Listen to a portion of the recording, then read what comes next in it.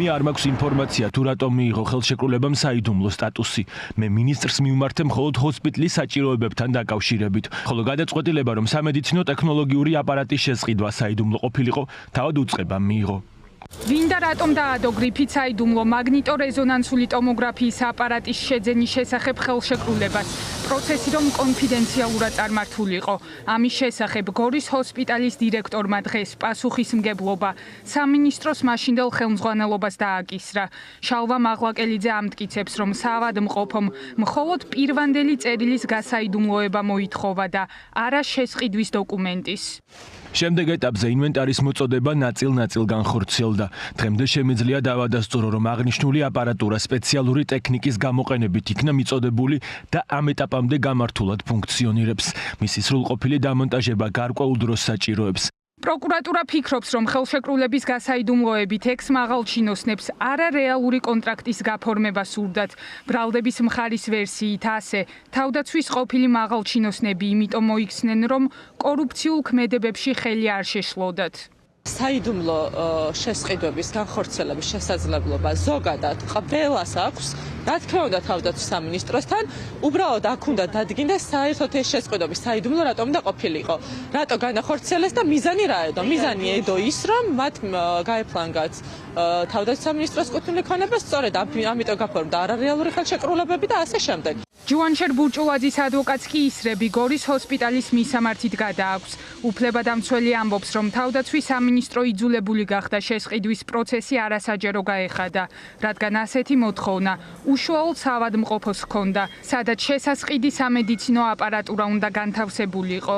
გორის ჰოსპიტალმა მოითხოვა, რომ საიდუმლო ხელშეკრულება გაფორმებულიყო. დაადასტურა მოწმემ, რომ გამოაგზავნა მდგომარეობისა და საჭიროებების შესახებ საიდუმლო დოკუმენტი.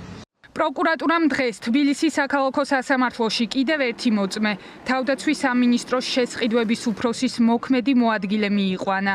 ივანე არჯევანიშვილმა ჩვენება ვლადიმერ ღუდუშაურის წინააღმდეგ მისცა, რომელიც ტომოგრაფიის აპარატის შეძენის დროს სამინისტროში შესყიდვების დეპარტამენტს კურირებდა. ახლა კი გირაო სანაცვლოდაა გათავისუფლებული. მოწმემ განაცხადა, რომ სწორედ ღუდუშაურმა კონკრეტულ კომპანიაზე მიუთითა, რომლისგანაც სახელმწიფოს აპარატი უნდა შეესყიდა და ასევე დოკუმენტების გასაიდუმლოება მოთხოვა. გორის ჰოსპიტალიდან შემოვიდა წერილი ტომოგრაფიის აპარატის საჭიროებასთან დაკავშირებით. ტექნიკური მახასიათებლები არ იყო მოცემული და ვითხოვა, რომ ტექნიკური მახასიათებლები ყოფილიყო აღწერილი. შემდგომში მათი მხრიდან მოხდა დაზუსტება. მე არ მქონდა გამოცდილება სამედიცინო ტექნიკის შეძენის და შესაბამისად მივმართე ვლადიმერ ღუდუშაურს, რომ დამხმარებოდა ამ საკითხში. ღუდუშაურმა მიგვითითა, თუ რომელი კომპანიისგან შეგვეძლო ტომოგრაფიის აპარატის შეძენა. პლუს კომპანიასთან აუცილებლად უნდა ყოფილიყო საიდუმლო ხელშეკრულება და დავიწყეთ ბაზრის კვლევა. მათ სიტუაციებში ძალიან იმის გამო, რომ ჩვენ არ ვიცოდით კომპანია, რომელიც იყო საიდუმლოებში და ქონდა სამედიცინო აპარატის მოწოდების გამოცდილება, მივედით და ვკითხეთ. და მან ვიპასუხა, რომ მე ვიცი, გამიგიო ეს იყო. თქვენ ეუბნებით, რომ კიდევ არის რა? თქვენ არც კიდევ. მე ვიცი. თქვენ პირდაპირ მივუთითეთ პასუხი, რა უნდა ეპასუხო. შეცვალა გაუკეთეთ. ინტერპრეტაცია კი არის შეუცვალეთ აბსოლუტურად. სხდომათა დარბაზში მხარეების კითხვებს ის ბიზნესმენიც პასუხობდა, რომელმაც სამინისტროს სამედიცინო ტექნიკა მიჰყიდა. დავით დავითაშვილმა ჯუანშერ ბურჭულაძესთან კომუნიკაცია გაიხსენა და სამინისტროს პირობა, რომ მაღალ ტექნოლოგიურ აპარატთან დაკავშირებული ინფორმაცია საიდუმლო დოკუმენტს ეფუძნებოდა. ჩემი მხრიდან ბატონ ჯუანშერის მისამართით გადაიგზავნა წერილი, რომელშიც მითითებული იყო ჰოსპიტალის საჭიროებები, მათ შორის სამედიცინო ტექნიკის აუცილებლობა. აღნიშნული ინფორმაცია ეფუძნებოდა საიდუმლო დოკუმენტს, სადაც ხაზგასმით იყო აღნიშნული მაღალტექნოლოგიური აპარატის საჭიროება. ჩემი წერილის გაგზავნის შემდეგ თავდაცვის სამინისტროს შესყიდვების დეპარტამენტიდან მივიღე პასუხი, რომ პროცესი მიმდინარეობს, თუმცა დამატებით მოითხოვს შესაბამის პარამეტრებს. მოთხოვნის შესაბამისად მათ მივაწოდა ინფორმაცია აპარატის ტექნიკური დეტალების შესახებ. პროკურორის განცხადებით სასამართლოსთვის მიცემული ჩვენებები ცხადყოფს, რომ ბრალდებული ექს-მინისტრი, მისი მოადგილე და ცოლის ძმა ვასილ მხეიძე დანაშაულებრივი სქემის ფიგურანტები არიან, თუმცა საპირისპიროა დაცვის მხარის პოზიცია.